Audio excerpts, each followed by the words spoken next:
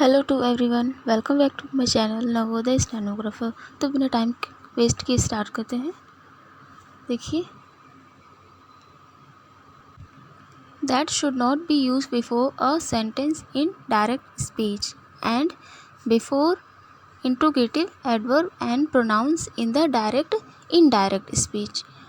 That should not be use before a sentence in direct speech. ठीक, direct speech में that का use नहीं करेंगे। ओके, और इंट्रोगेटिव एडवर्ब एंड प्रोनाउन में भी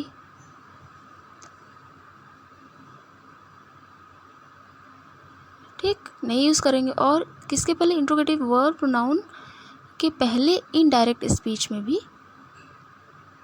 ठीक, अब एग्जांपल देखिए। दो एग्जांपल्स दिए गए हैं। He said that I shall go there. तो ये रॉन्ग हुआ क्योंकि ठीक ये स्पीच है डायरेक्ट, जो कि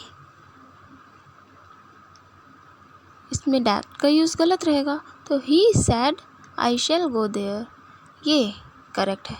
ठीक, तो ये एब्सोल्युटली करेक्ट है ये वाला सेंटेंस। ओके, अब देखिए जैसे इधर।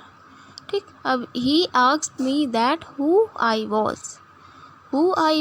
तो ये भी इनकरेक्ट हुआ क्योंकि इंट्रोगेटिव एडवर्ब एंड इंट्रोगेटिव है, तो इसके पहले भी दैट नहीं लगाते हैं। He asked me who was, ये होगा करेक्ट सेंटेंस। ठीक, part G uses of preposition. Preposition का मैंने पार्ट करा चुकी हूँ मैं, लेकिन यहाँ पर एक पॉइंट है बहुत डिस्क्राइब किया है मैंने। ठीक, तो इसको देखिए, ये भी इम्पोर्टेंट ही है बहुत ज़्यादा। ऑब्जेक्टिव केस नाउन और pronoun is used before preposition. Objective case noun और pronoun is used before preposition. तो एग्जांपल देखिए, I do not depend on he था। तो ऑब्जेक्टिव केस में नाउन और प्रोनाउन प्रिपोजिशन के बाद जो भी नाउन और प्रोनाउन यूज़ होगा वो ऑब्जेक्टिव केस में रहेगा, तो हिम। ठीक, ये करेक्ट होगा। अब देखिए 79 पॉइंट, द प्रिपोजिशन, देखिए इसको, द प्रिपोजिशन एंड 79 पॉइंट है। ठीक, the preposition used after two words must be made clear if these two words are connected by and or। ठीक, तो preposition used after two words जो कि connected by and और से connect होंगी। तो she is conscious of and engaged in her. ठीक, ये प्रिपोजिशन यूज़ होगा टू वर्ड्स में जो कि ऐड किससे रहेंगे? एंड से। ठीक, तो conscious of is a correct in this sentence. ठीक, तो ये करेक्ट सेंटेंस होगा। अब देखिए नेक्स्ट, देखिए 80 point, if a principal verb is used after, about, after, at, before, for, from, in, on, to, that, verb must be in ing form, means verb की fourth form कौन सी होती है? Verb plus ing। ठीक, तो ये हो जाएगा। अब देखिए इसका example, you prevented me from doing it. You prevented me from preposition, फिर डू प्लस ing और डूइंग इट, ये करेक्ट सेंटेंस होगा। तो ये हुआ करेक्ट सेंटेंस। ठीक, अब देखिए नेक्स्ट, इसको अच्छे से दिखा दूँ आपको समझ में आ जाए। अब नेक्स्ट देखिए 81 point, on, in, at are not used before today. ठीक, कहीं भी किसी सेंटेंस में टुडे होगा तो ऑन, इट, एट नहीं यूज़ होगा इसके पहले। ओके, टुमारो के पहले भी, yesterday, the following day, the next day के पहले ऑन, इट, एट का यूज़ नहीं होगा। ठीक, today, tomorrow, yesterday, following day, the next day के पहले क्या होगा, ऑन, इट, एट का यूज़ बिल्कुल हरगिज़ नहीं होगा। तो अब नेक्स्ट देखिए, वो एग्जाम्पल देखिए, he will go there tomorrow, he will go there tomorrow, this is a correct sentence.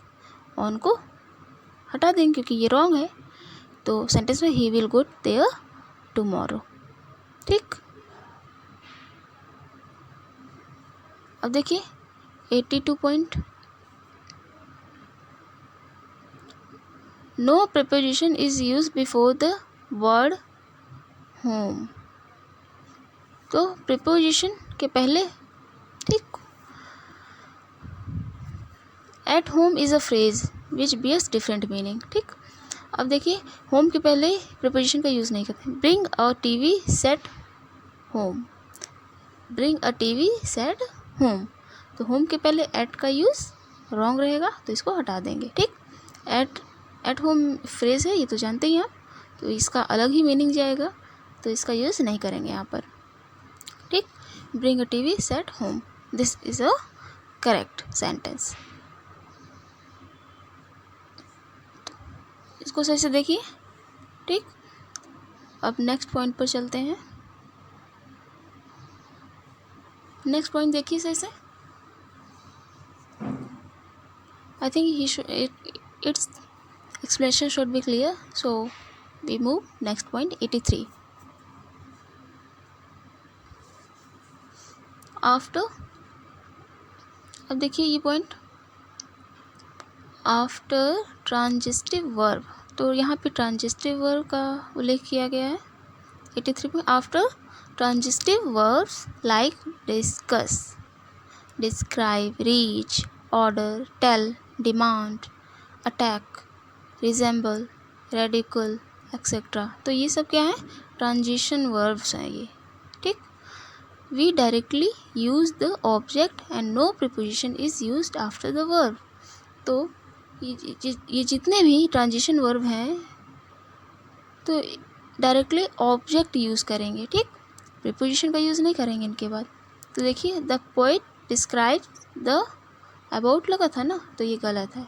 ठीक, ऑब्जेक्ट है पहले।